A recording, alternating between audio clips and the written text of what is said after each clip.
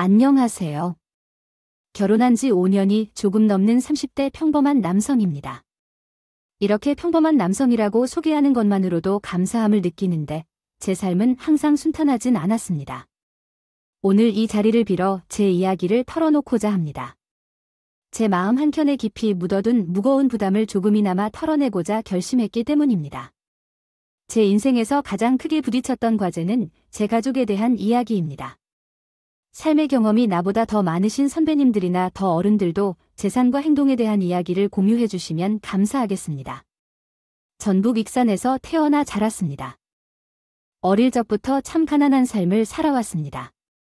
살던 동네에는 딴지가 많기도 했지만 제가 어느 정도 자라서 부모님이 직업이 무엇인지를 알게 될 때쯤에는 아버지와 어머니가 공장에서 일을 하고 계셨습니다. 나중에 알았던 사실이지만 그들도 어렵게 일자리를 구했다고 했고 그러던 중에 저를 낳게 되기 전까지는 야채 장사, 막노동, 남의 집 식모로 살아보거나 아무것도 해보지 않았다고 하더라고요. 무슨 일이든 상대적인 박탈감이 사람을 힘들게 한다고 하잖아요. 어릴 적에도 친구들과 비교하면 우리 집이 정말 가난하다는 걸 누구에게 일러주지 않더라도 알 수 있었죠. 그런 사춘기 시절에 제 마음을 아는지 모르는지요. 아버지께서는 잔업을 마치고 집에 오실 때마다 술 냄새를 내며 턱수염을 따뜻하게 깎아놓은 모습으로 우리에게 말씀하셨습니다. 이인호 매자를 사랑하는 우리 아들이랑 함께 돌봐주는 것이 얼마나 힘들고 힘들었는지 알고 있느냐? 너를 낳기 전에는 한 마리라도 제대로 먹을 수 없이 살았다. 우리는 밤낮 없이 힘들게 살아왔기에 문제집 한 권이라도 사준다는 것이다. 라며 양념통닭 한 봉지를 탁탁 담아 머리맡에 올려놓으신 아버지께서는 영담 같은 듯이 말씀하시면서 이처럼 더 가난했던 신혼 시절을 회상하셨습니다. 저는 중학교에 입학하던 시기에 생산공장에서 일하시면서도 퇴직을 맞이하셔서 갑자기 노동으로 가정을 지탱하셨던 것을 기억합니다. 됐습니다. 어머니께서 몸이 나쁘셔서 3교대 근로를 할 수 없게 되셨어요. 다들 알 거예요. 어릴 적에는 예민한 중학생으로 아버지가 힘들게 노동하시는 걸 보며 그 사실이 이상과 감성적인 면으로 다가왔어요. 정말 하루 벌어서 하루 먹고 지내는 수준의 가난을 겪었던 것 같습니다.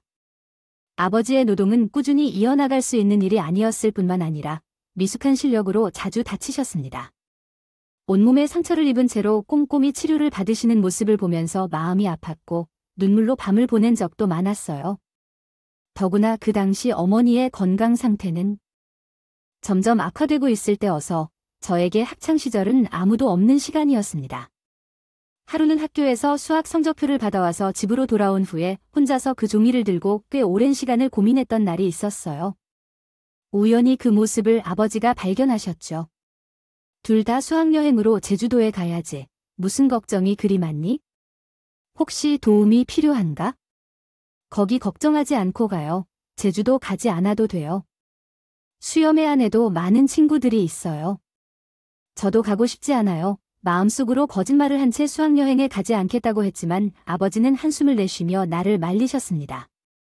얘가 돈 걱정 때문에? 엄마가 알게 된다면 더 서러울 겁니다. 지금 몸 상태가 안 좋은데도 불구하고 놀면서 친구들과 좋은 시간을 보내고 싶어야지. 아버지가 어떻게든 마련해 줄 거예요. 걱정 마세요. 생각해보면 아버지에게 내가 누구인지 상관없이 어떤 일이든 해나가도록 동기를 주는 것이 아닐까요? 돈을 걱정하는 아들과 돈을 내어줄 수 없는 아버지 사이에서 우리는 서러운 시간을 힘겹게 보내야 했습니다. 그때쯤에 정리됐을 때였습니다. 첫 여름방학이 다가올 때 추가 수업료 문제로 보충 수업 신청을 미루며 일찍 돌아왔던 그날이었습니다. 집 현관에서 쏟아지는 소리를 들었습니다. 오빠 손 부셔졌어. 입수 부셔졌어. 하고 말하는 한 명과 다른 한 명이 함께 말했습니다. 예, 뭐래. 아니, 너희 아버지가 경찰에 끌려가서 다룬다. 무슨 일인지는 모르겠어.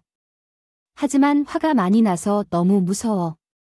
우리는 아들과 아버지가 경찰서로 가는 장면을 목격할 수 없다. 몸 상태가 좋지 않은 어머니는 보통 학교에서 돌아오는 시간에 겨우 기죽은 모습으로 현관문을 나서셨고 나는 그런 어머니의 남은 약을 챙겨주며 방과 후 시간을 함께 보냈습니다. 그래서 그날은 펑펑 울고 흐느껴야만 했습니다. 어머니의 모습은 지금도 제가 잊지 못하는 서글픈 풍경이 되어 기도합니다. 아버지는 당시 유행하던, 지금으로 말하자면 성인 오락실 같은 곳에서 우리 가족 몰래 일을 하셨습니다. 저와 어머니는 그 사실을 전혀 몰랐고 아버지 역시 막노동으로 불규칙한 벌이로 가난한 삶을 타개하고자 하던 친구의 소개로 그 일을 시작하셨다고 합니다. 정신 오락실에서 고객들의 돈을 게임머니로 전달하는 단순한 업무는 하루에 몇수백만 원을 마치 물처럼 쓰는 사람들 사이에서 아버지의 무력함을 자극했을지도 모릅니다. 어쨌든 그곳에서 벌어진 불미스러운 사건으로 경제에 적나라히 끌려간 아버지는 20년 이나의 영구징역을 선고받았습니다. 어머니와 어릴 적 철은 영어를 알지 못한 채 20년의 징역형을 받게 되어 아무런 힘조차 쓸 수 없었고 구체적인 아버지의 죄목조차 알 길이 없었습니다. 어머니는 제보다 더 자세한 내용을 알고 있을 수 있지만 저에게 권하지 않았어요. 가난한 상황에서 무엇보다도 아버지조차 징역형을 받게 되어 우리 집은 풍토불길이 날 수밖에 없었고 한동안은 아버지가 잠깐 일했던 문제에 그 성인 오락실과 관련된 사람들이 집으로 찾아와서 우리는 초인종 소리만 들려도 모두 스무줄이며 구석에 숨을 수밖에 없었습니다. 그런 시간을 견디면서 저는 아버지를 원망했습니다. 나는 결코 아버지처럼 어른이 되지 말아야 한다. 결코 아버지처럼 아버지가 되지 않을 것이다. 아니, 어쩌면 나에게는 미래 가족을 갖겠다는 꿈조차 없었던 것 같다.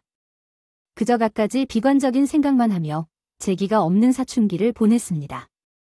아버지가 없는 집은 너무나 외로웠어요. 우리는 둘만 남았습니다. 그나마 2칸짜리 방에서 살았던 집 또한 당면한 밤으로 이사를 해야 했고 몸이 불편한 어머니는 기초수급자 대상이 되기 어려워서 당장 약값을 구하기도 어려웠습니다. 친가 쪽과 같은 상황으로는 진행할 수 없고 외가의 할아버지와 할머니도 어려운 형편으로 인해 진해시로 일찍 돌아가셔서 어린 시절이었던 저는 기댈 곳이 어디에도 없었습니다. 최소한의 학업을 유지하며 다양한 아르바이트를 했습니다. 적은 돈이라도 어머니에게 아깝다 보탬이 되고 앞으로 졸업할 때까지만 버티자는 생각으로 악착같이 일했습니다. 야간 주유소, 우유 배달, 신문 배달, 만화책 대여점 매장 관리 등을 했는데 중학생으로 받아주는 곳만을 구하는 데에도 많은 애를 먹은 기억이 나네요. 엄마 때문에 고생만 했던 것 같아서 괜히 마음이 아팠습니다. 남들처럼 좋고 풍족한 음식도 제대로 사줄 수 없어서요. 석상 아군이 아니야, 엄마. 괜찮으니까 얼른 건강 회복해야 해. 집중하고 약도 빠지지 말고 잘 챙겨봐. 아버지 나올 때까지는 우리 간격이 멀다고 생각하는데 난 엄마 곁에서 잘 챙길 테니까 걱정 마. 너희 아버지 만나러 나도 좀 가볼까? 아무리 미워도 얼굴은 봐야 해. 다신 내 앞에서 아버지 얘기하지 마. 우리가 누구 때문에 이렇게 고생하는데 아버지가 감옥에 간 뒤 제 직무로서 아버지에 대한 심정이 더욱 커져갑니다. 점점 병세가 악화되는 어머니를 보는 것도 괴로웠고 가난에 허덕이며 부음으로써 오늘을 버티며 새벽 아르바이트를 하는 제 몸도 지쳐서 그러한 것이지요. 제 머릿속에서 아버지라는 존재를 지우고 살아야겠다는 마음이 들 정도였습니다. 그렇게 중화와 원망으로 점철된 나날을 보내던 저에게 가장 큰 또 한 번의 시련이 찾아왔습니다. 바로 어머니의 죽음이었습니다. 겨우 약으로만 버티던 어머니의 병세는 날로 심해져 쇠하였고 금전적인 부족함 때문에 간헐적인 치료만 할 수 없었기 때문에 젊은 나이에 고생만 하다가 생을 마감하게 되었습니다. 친척들도 없이 시청의 도움을 받아 어렵사리 장례를 치렀고 이 세상에 저 혼자만 남은 것 같았습니다. 저는 조부모가 없는 청소년이 되었고 누구의 위로보다도 국가의 제도 안에서 보호받고 잘 자라주어야 한다. 불운한 소년으로 동정을 받았습니다. 못 간 아버지의 아들이라는 비난도 피할 수 없었습니다. 우리 집이 쓸쓸하게 버려진 채로 된 이유는 모두 아버지 때문이라고 생각했기 때문에 20년 후에도 아버지를 아버지라고 부르지 않겠다고 수백 번 다짐했습니다. 가족을 책임지지 못해 혹은 괴로운 상황에 몰려든 것에 반은 아버지 때문이었습니다. 그 후 20여 년이 흘렀고 그 사이에 정말 많은 일들이 있었습니다. 홀로 고생을 하다가 돌아가신 어머니의 그림이 다시 다 잡혀야 한다는 오기로 돌아왔고 이것이 새로운 삶의 중심을 꽉 잡아주었습니다. 여전히 세상이 살만하다고 느껴졌던 것은 홀로 남겨진 저에게 학교 시절에는 많은 제도와 보살핌으로 이끌어주셔서 감사했어요. 불량한 행동으로 유혹받을 때는 어머님께서 옷 하나도 소중히 살려고 기도해 주시고 돈이 없어도 어떻게 공부를 할지 물으시는 목회자들의 도움이 있었습니다. 학교 측에서는 학비 지원 제도를 적용해 주셨기에 내내 안정적으로 살고 결혼해서 행복하게 30년이 넘었습니다. 아내는 나만을 보면서 아름다운 눈으로 지켜봐 주는 분입니다. 그동안 친절한 손길로 인해 어려움 없이 살아왔습니다. 물론 연애 시절에도 가정사를 솔직하게 나누었죠. 나의 어린 시절은 특별한 기억이 없이 고통스러웠습니다. 어머니는 억압과 아픔으로 괴로워했는데도 우리를 위해 희생하며 여행을 꿈꾸셨습니다. 징역을 선고받아 수감 중인 내 아버지에 대해 얘기할게요. 아버지의 상황을 이해하고 있어요. 하지만 그 어려운 시기를 잘 극복해내고 이전에 있던 일들을 넘어서셨기에 현재의 당신이 있을 수 있었죠. 그러한 당신에게 난 다시 한번 반해서 결혼까지 했거든요. 과거에 매달리지 말고 이제는 행복하게 잘 살아보세요. 연애할 때부터 항상 긍정적인 에너지를 주는 그녀가 지금의 제 아내입니다. 아내가 이런 존재로 남아있기에 결혼을 하고 싶었고 묻지도 않았던 비밀까지 모두 고백했죠. 그럴 때마다 아내는 항상 저를 지지해주며 과거의 어려움을 위로하고 격려해 주었습니다. 자기라면 저처럼 했을지 모르죠. 저를 일으켜 주었지만 당신의 아버지가 감옥에 가신 후로 20년이 지난 지금까지 한 번도 면책하지 않았어요. 단 한 번도. 저는 그날 이후로 아버지를 마음속에서 지워야 하는 것을 힘들게 고민하며 살아온 우리 어머니를 생각하면서 아버지를 용서할 수 없다고 결론지었습니다. 이해해 주셔서 감사하지만 사실 아버지를 찾고 싶은 마음은 크지 않아요. 이번에 아버지의 징역형이 거의 끝나갈 때가 되었고 이런 때에 아버지를 찾는 행동은 적절하지 않을 것 같습니다. 또한 우리가 결혼했기 때문에 그와 관련해서 더 말씀드려야 할 일이 있나요? 마음은 고마워하지만 사실 저는 어머니를 기다리며 살아왔고 아버지를 찾는다고 해도 절대로 용서되지 않을 거라고 생각해요. 몇 번이고 얘기해 드렸습니다. 그만한 죄를 지었으니 20년이라는 시간을 감옥에서 보냈을 것이고 그 죄가 무엇이든 어머니와 저에게 큰 상처를 남긴 몫은 아버지에 대한 원망이라는 형태로 대체하고 있었으니까요. 이룰 수 없을 것 같다고 생각했던 저의 가정과 행복은 지혜롭고 따뜻한 마음씨 덕분에 새롭게 꾸며지고 있었습니다. 함께 미래를 그려가며 계획했고 아내는 저에게 가족이라는 소중함을 새롭게 일깨워주는 사람이었어요. 남들이 다 한다는 부부싸움 역시 크게 없었는데 아내는 굉장히 합리적이고 유연한 사람이었거든요. 누구보다 제 입장을 먼저 생각해주고 얘기해주는 고마운 존재였죠. 그렇게 과거를 모두 잊고 알콩달콩. 우리 부부는 결혼 생활을 이어가고 있던 중에 새로운 소용돌이 같은 사건이 일어났습니다.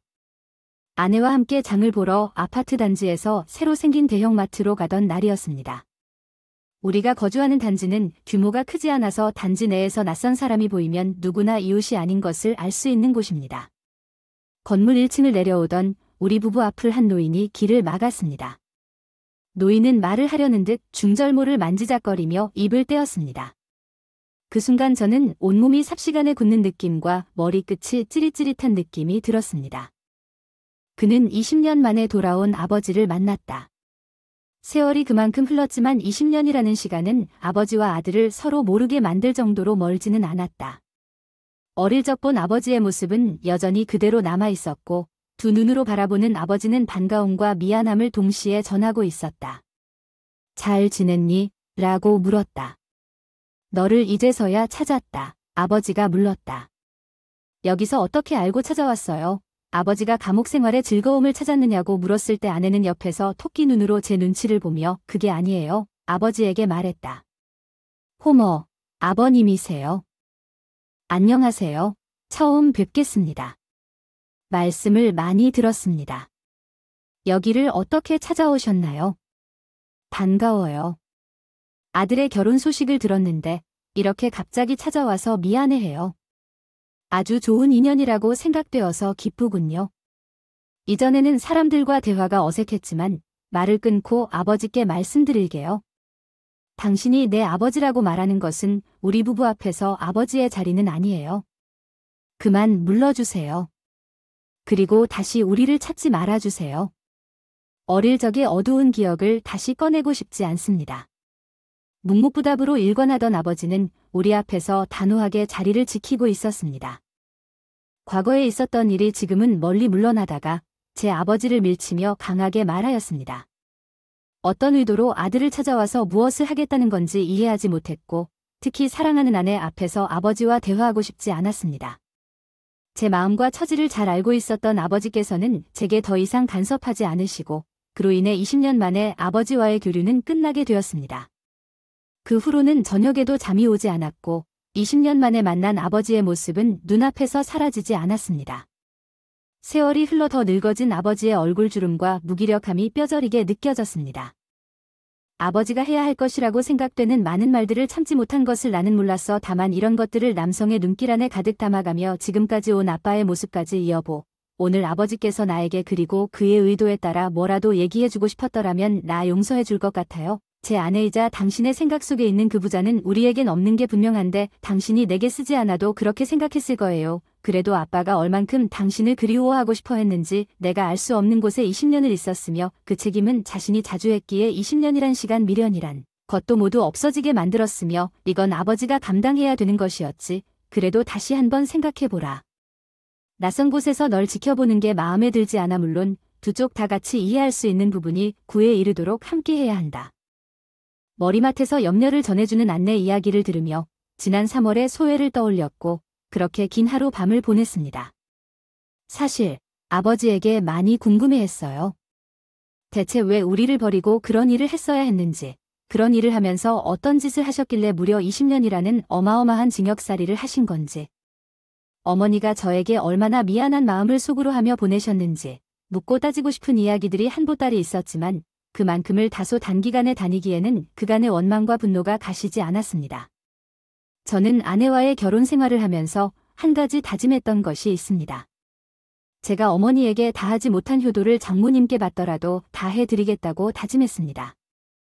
말입니다. 남들처럼 풍족한 삶은 아니었지만 이제는 어엿한 직장에서 한 가장의 역할을 하는 자리를 잡았다고 생각했고 유난히 처가 어르신들과 어울리며 여행도 다니고 집안의 아들 역할을 열심히 해왔습니다. 그것이 일찍 돌아가신 어머니를 향한 보답이라 생각되었고 마찬가지로 외동딸로 귀하게 자란 아내에 대한 감사를 표현하며 주말에는 아내가 친정에 가고 싶다고 하면 묻지도 않고 시간을 내주었습니다.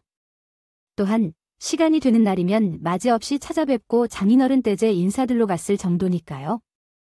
우리 부부에게 있어 묘한 기류가 작년 1월부터 시작되었습니다. 주말에는 보통 함께 시간을 보내곤 했지만 어느 날부터 아내가 매주 친정을 가겠다며 외출하는 일이 있었습니다. 엄마와 아빠가 요즘 외로워하는 것 같아서 그들을 보러 가는 일도 필요하고 그래서 너도 함께 올까 했지만 지금은 아내랑 함께 해야 할 일이 있어. 아, 혹시 2시간씩 걸리는 친정 방문도 피곤할 텐데 나도 함께 가져야 할까? 다시 가자면 주말에는 보통 함께 시간을 보내며 호감해봐왔던 SNS 맛집을 찾거나 아내가 좋아하는 가수의 공연이나 대학로 뮤지컬을 관람했었는데 아내가 어느 날부터인가 매주 열심히 친정을 방문하겠다며 외출하는 것이었습니다. 이유는 엄마와 아빠가 혼자 있는 것 같고 그들이 외로워하는 것 같아서 그렇다며. 그래서 너도 한번 가져갔으면 좋겠어. 함께 가는데 2시간씩 걸리니까 조금 피곤할 수도 있지만 나도 한번 같이 가보고 싶으니까. 그럼 다음 달에 같이 가보는 건 어때? 일하느라 피곤한데 조금 쉬겠어. 금방 다녀올게. 결혼한 지 얼마 되지 않았지만 아내가 이상해 보였어요. 벌써부터 권태기인가?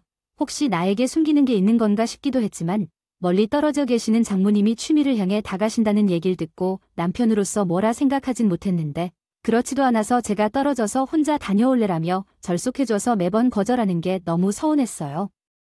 못생긴 남편의 마음은 결국 아내에 대한 의심으로 번져버렸어요. 그런 것은 상상조차 못했었는데 어느 날은 아내의 놀림에 용서해주기로 했습니다. 오늘도 친정에 다녀오는 길지? 장인어른이랑 장모님도 같이 가자. 뱀은 어떨까? 주말이라 너무 비어서 괜찮다. 아니야, 괜찮아. 나 혼자 다녀오고 싶어. 일하는 사람이니까 엄마 아빠도 불편해할 거야. 걱정 말고 집에서 푹 쉬고 있어. 어김없이 절대 넣고 친정에 다녀오겠다고 말하는 와이프. 장인어른이랑 장모님께 전화를 해볼까도 생각했지만 혹시라도 아내가 거짓말을 한 거였으면 제가 전화하는 게 아내를 의심하는 것으로 비춰졌다면 안 되겠다는 생각에 마음을 접었어. 그날은 그냥 아내를 몰래 따라갔어. 온전히 서툰 아내가 장롱을 따라 운전하고 있었어. 꼬불꼬불한 비탈길을 타고 어딘가로 급히 향했고 저는 눈치채지 못하게 일정한 거리를 유지하며 뒤를 쫓았습니다. 확실히 처가댁을 가는 경로는 아니었지만 처음 가보는 초인길을 향해 가는 아내의 차를 열심히 쫓았습니다. 도착한 곳은 어느 요양원인 것 같았습니다. 산중턱에 위치한 이곳은 공개되어 있어 보였으며 나름 깔끔한 시설과 중소종합병원 못지않은 시설을 자랑했습니다. 왜 이곳을 찾아온 건지 의문이 들었지만 아내를 따라 내려가며 영어를 따라 들어갔습니다. 장인어른과 장모님은 최근까지 정말 건강하셨기 때문에요. 요양원에는 객실이 없었고 안에 어르신 친척이 계신 것으로 생각했어요. 아내는 빠른 걸음으로 2층 계단을 올라가는 도중 어느 요양실을 찾아 들어갔어요. 저는 바로 뒤를 따라가지 못했고 아내가 들어간 양실 앞을 슬쩍 엿봤습니다. 그때 익숙한 이름으로 우리 아버지의 이름이 적혀 있는 요양실이었어요. 아내는 익숙한 듯이 아버지와 안부를 물었고 아버지는 눈물을 훔치며 아내에게 다양한 이야기를 했어요. 목소리는 얼마나 크던지 밖까지 다 들릴 정도로 대화를 나누셨습니다. 잘 지내지? 매번 이렇게 찾아와서 수고 많으셨다며 아버지가 말씀하셨습니다. 마마야, 버니 몸은 어떠세요? 우리 아들한테 빚을 진 생각을 하면 너무 아플 텐데 아무래도 부족한 게 많은 것 같아요. 그렇죠? 그나저나 너는 자주 이런 행동을 하니까 더 부끄러운 점이 있어요. 어젯밤에도 무서운 꿈을 꿨어요. 내 아들한테 많이 주고 싶은데 너무 없어서 죄를 지었고 벌을 받는 것 같아서 안타까워요. 쉽지 않죠? 제가 미안해서 잠을 잘 못 자겠어요. 걱정하지 마시고 건강을 생각하세요. 남편은 난 차례로 설득할게요. 만나서 식사하고 좋은 곳에 가 보세요. 여기 있으면 회복하고 일어날 수 있을 거예요. 네, 그렇게 하세요. 아내가 그동안 친정에 다녀왔다고 하던 중 나는 아버지가 있는 요양원을 다녀왔던 것이었습니다.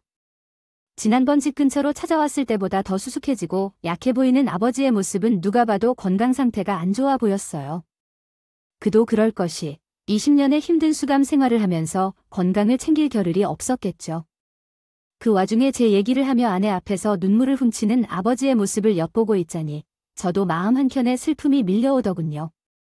어쨌든 그 광경을 몰래 지켜보며 아내에 대한 의문을 풀게 되었습니다. 더 지체하고 있는 아내를 뒤치고 나는 먼저 요양원을 빠져나와 집으로 향했어요. 그날 저녁 집으로 돌아온 아내에게 제가 먼저 말을 꺼냈다. 오늘 이야기를 해야겠어요. 사실 나는 당신들을 쫓았었어. 우리 결혼한 지 얼마 되지 않은데 당신이 나에게 자꾸 뭔가를 숨기려 하는 것 같고요. 안 그래도 요즘 마음이 복잡한 일들이 많아서 일단 그런 점에 대해 사과할게요. 그때부터 아버지가 요양원을 찾아가셨던 이유부터 언제부터인지 차근차근 설명할게요. 아버지는 갑자기 영원히 계신 곳으로 가셨어요. 그 사실을 제가 알게 되니까 놀란 표정이셨죠. 그리고 나 혼자 있던 날들에도 아버님이 몇 번 오셨어요.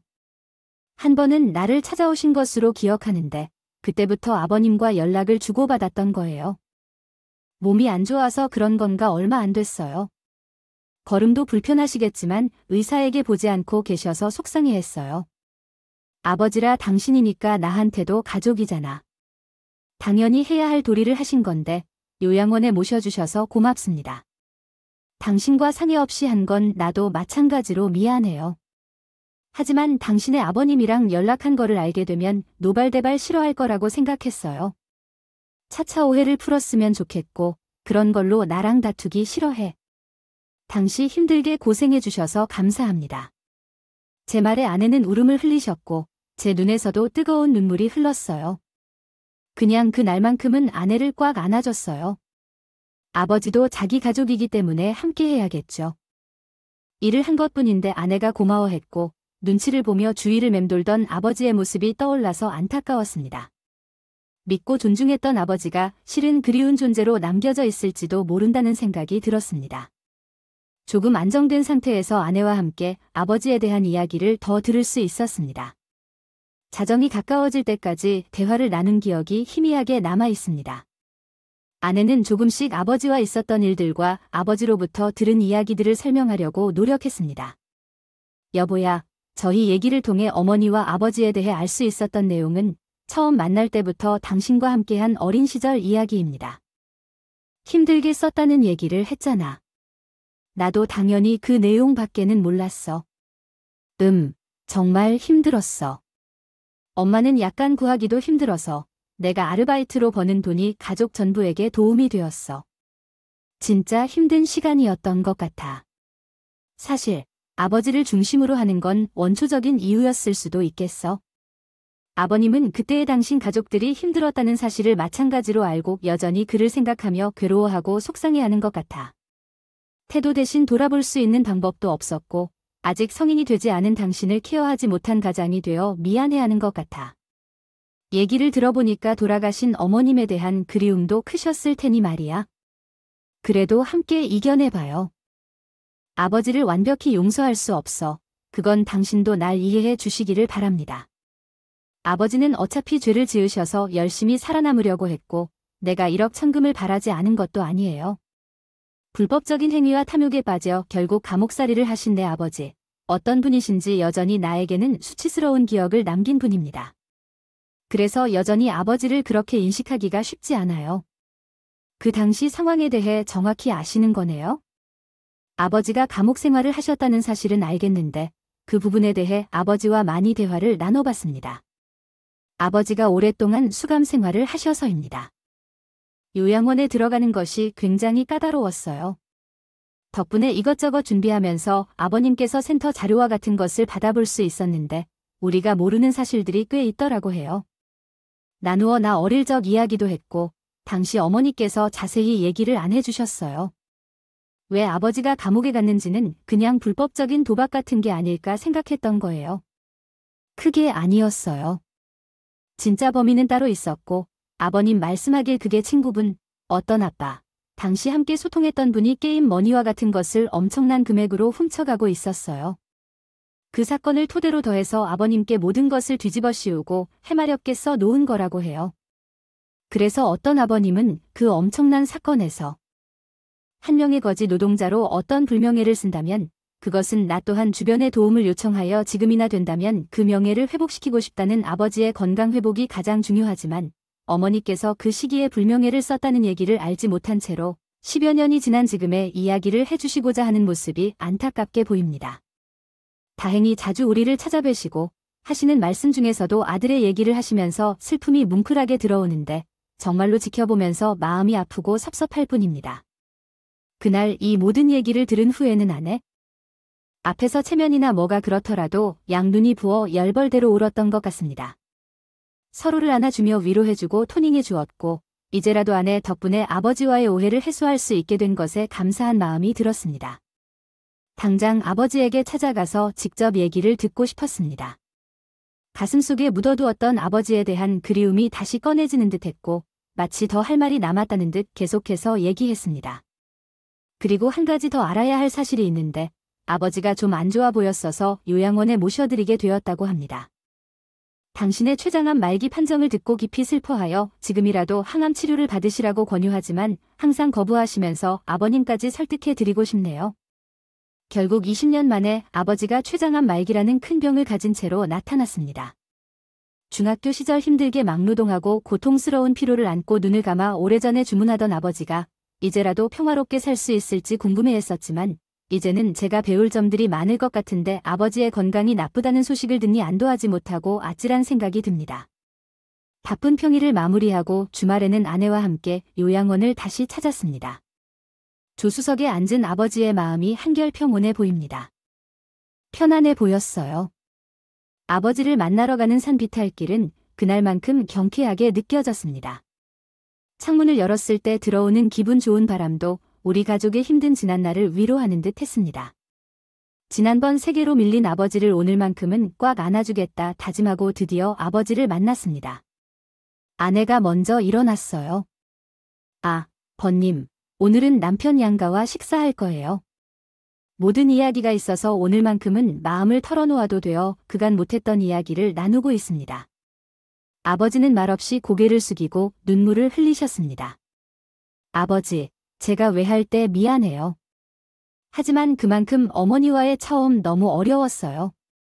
아시잖아요. 2년 차이로 인해 미안해요. 아버지도 같은 마음을 주셔요. 이 사람과 결혼해서 이렇게 잘 지내고 계시니 이제 제게 동행해 주세요. 우리와 함께 좋은 공기를 마시며 집에서 따뜻한 식사를 하시고 얼굴을 보아주시는 것만으로 충분해요. 여전히 너에게는 면모가 없단다. 이제 몸으로 죽는다. 너희 부부처럼 산다는 게 너무 부담스럽네요. 오해를 해소하고 다시 안아준다는 것만으로도 제 소망은 이루어졌어요. 많이 미안하고 억울했을 거예요. 그냥 미안하고 사과해요. 가족을 그립게 하는 자격도 없었다는 건 확실해요. 미안하다면 이제부터 풀어주세요. 제게 젖도 양념통닭을 사주시고 술도 한 잔 마시고 우리 아이가 지면 손주들을 돌봐주셔야 할 거 아니에요. 만약 그렇게 하려면 우리와 함께 가시면서 항암 치료도 시작하자고요. 항암 치료를 받지 않으시면 안 돼요. 그리고 요양원에서 간단한 서류 정리와 건강 체크를 받은 뒤 돌아오는 길에는 뒷자리에 아버지를 모셔올 수 있었습니다. 저도 감정이 벅차 올랐어요. 처음부터 함께하자고 제가 안 해주었나요?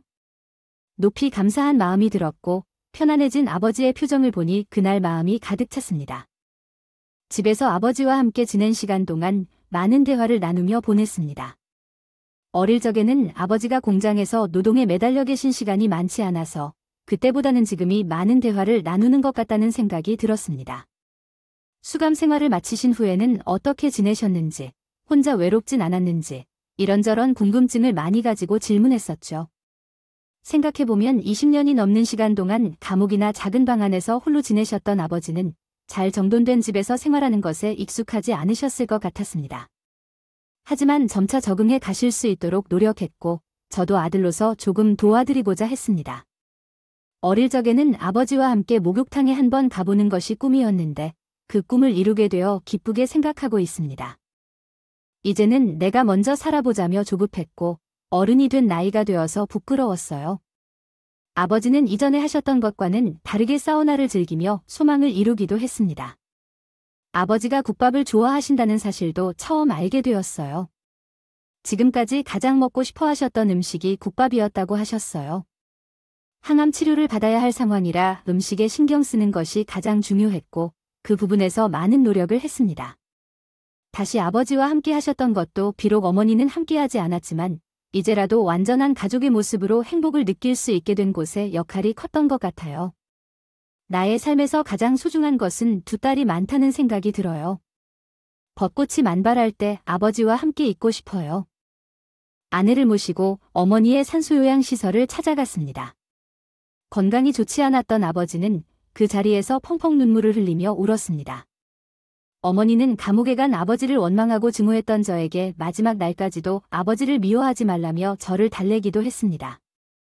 전혀 상세한 내용을 모르셔도 남편에 대한 신뢰와 아들에 대한 사랑으로 그 상황을 꿋꿋이 이겨냈다는 점이 지금 생각해도 감사하고 존경스러울 따름입니다. 그래서 더욱이 아버지는 건강한 모습으로 오래도록 함께 있고 싶었지만 병세가 날이 갈수록 악화되어 매우 늦게 시작된 항암 치료로는 아버지의 수명을 완전히 보장해주지는 못했습니다. 아버지, 요즘 치료를 받느라 많이 힘드시겠죠. 그러나 감옥 생활만큼 참으로 힘들지 않았을 텐데요. 그리고 이렇게 아들 곁에 두고 보기 어려운 시간을 겪으시다니 정말 마음이 아프겠어요. 짧은 시간이지만 현재 이렇게 보내고 계신 시간 덕분에 당장 생을 마치겠다 해도 후회할 일이 없겠죠. 하지만 그런 말씀은 하지 마세요. 제 어릴 적에 엄마를 저렇게 두고 가셔야 했던 일이 정말 힘들었어요. 아버지도 오래오래 제 곁에 계셔 주셔야 해요. 저도 어린 적에 엄마와의 약속이 있었어요. 당장 힘든 삶이 더해도 함께해야 할 약속이에요. 나중에 너만을 올바르게 키울 때 결혼하자. 우리는 더 이상 싸우지 말고 따로 살자고 했었지. 그럼 아버지라도 약속을 지켜주세요. 어머니는 못 깁니다. 말없이 대답을 피했던 아버지는 뜬금없이 국밥을 먹고 싶다고 했어요. 치료에 신경을 쓰려면 드시기 아만 안 되지만 그날따라 아버지가 먹고 싶다는 걸 꼭 사드리고 싶었습니다. 허름하지만 아늑한 순대국밥집에서 나란히 앉아서 뜨거운 국밥을 함께 먹었던 기억이 지금도 잊혀지지 않아요. 김이 모락모락 나는 국밥 앞에서 우리 부부의 감정도 따뜻하게 떠올랐고 서로 미소를 주고받으며 웃어 보이는 그 순간만큼은 정말 행복했습니다. 아버지와 함께 역대 부부 목국밥을 먹을 수 있었고 지난번에도 한 잔의 소주를 함께 기울인 적이 있었는데 그런 경험들을 이해해보면 다 해본 것 같습니다. 너는 다음처럼 생겼군요. 나는 당신을 달래도 할 수 없어요. 우리 어머니와 너와 함께 하고 싶은 것들이 참으로 많았어요. 원하던 것들을 생각해봐도 알 수 없는 절망감에 빠져 더 이상 손껍질도 벗겨지지 않았습니다. 하지만 이제 널 만나서 나도 몇 가지 소원을 이룬 것 같군요. 그날 국밥집에서 아버지와 마지막 식사를 할 수 있었던 것은 큰 행운이었습니다. 아버지의 상태가 나빠짐에 따라서 그는 곧 암 환자 병동에 입원해야 했습니다. 저희 부부도 비슷한 질병의 고통을 겪고 있는 상황입니다. 학과를 지켜보고 있던 입장이었기 때문에 놀라운 일은 아니었지만 좀 더 오래 버티시길, 좀 더 오래 싸워주시길 바랐습니다. 가슴이 미어져서요. 간병보다 직접 챙기는 게 더 낫다고 하던 아버지도 미루고 병원에서 지내준 아내는 지극정성이었습니다. 우리도 틈만 나면 아버지의 상태를 살피고 찾아뵌 것이죠. 삶의 마지막을 직감하신 듯이 아버지는 말하기 힘든 상황에도 우리 손을 꽉 잡아주셨습니다. 100번의 말보다 귀하고 오래 남을 법한 분이었다고 생각해요. 그렇게 아버지는 첫눈이 오기 전에 좋은 곳으로 웃으며 가셨어요. 다시 아버지를 제외하고 남은 시간은 1년도 채 되지 않았던 것입니다. 같습니다. 어린 시절은 증오와 분노로 가득 찼던 마음에서 아버지와의 관계를 외면했었습니다. 하지만 소중한 존재인 아내가 그 인연을 다시 이어주었고 서로에 대한 오해가 얼마나 서로를 상처 주었는지를 깨닫게 되었습니다. 마침내 아버지와의 마지막 시간을 좋게 보내줬다는 생각에 위안을 받았습니다. 아버지가 세상을 떠나고 난 후 배우자와 함께 이전의 삶으로 돌아가 살아가고 있습니다.